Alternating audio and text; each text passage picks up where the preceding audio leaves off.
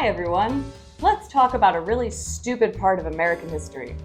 Certainly not the worst thing we've done, but it is pretty dumb.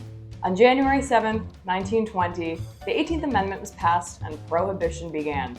For 13 long years, Americans legally couldn't drink alcohol, although we certainly found a way. Lots of bootlegging, cutting corners, and some wineries were legally allowed to continue producing as long as it was sacramental wine.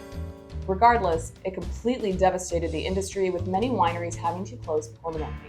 Completely reshaped the American wine industry as we know it today. Fortunately, on this most auspicious day, in 1933, the 18th Amendment was repealed and Prohibition was over. On every December 5th, Repeal Day, Americans celebrate the end of 13 years of stupidity. Learn a lot more about Prohibition and Repeal Day with SOMM TV. In Drink a Bottle, Clos de Val's Ted Henry and Olaf Golett open an 1824 bottle of Madeira, which was recorked in 1919, just before Prohibition. I've had some Madeiras that go back to maybe the 20s, the 1920s, sorry. I have to like actually say that now. Normally, if you would assume the 20s would be, but anyway, in this instance, 100 years older than any Madeira I've ever had. Not even tasting this wine. It is fresh and beautiful. It's got that Madeirized, really, classic, just nutty, but everything's there and just. In Cellar Stories, The Lost Vineyard, learn how Southern California, which once had more vineyards than Napa Valley, was forever changed by Prohibition. And the story that people told about the vineyard in the area is it was an old vine mission vineyard.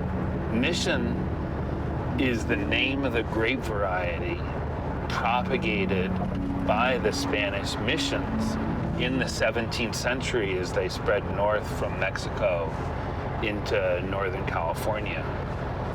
And in a very special feature, the legendary Paul Draper walks us through some very rare pre-Prohibition bottles at Ridge Vineyards. Here we are with another bottle from the 30s that is Montebello California Chablis.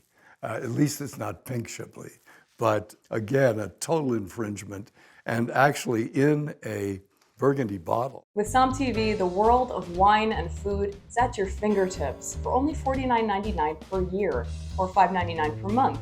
And it's available all over the world and on all of your streaming devices. What are you going to drink to celebrate this Repeal Day? Let us know in the comments below and enjoy celebrating your right to drink as little or as much alcohol as you want. Also, don't forget to tune in later tonight, 5 p.m. Pacific time on Instagram Live.